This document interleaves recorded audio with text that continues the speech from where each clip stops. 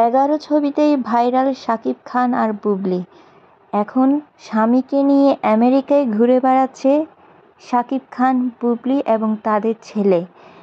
এই নিয়ে তোলপাড় সোশ্যাল মিডিয়া জুড়ে, ফেসবুক জুড়ে যেন ভাইরাল হয়ে গেছে তাদের এই ছবি।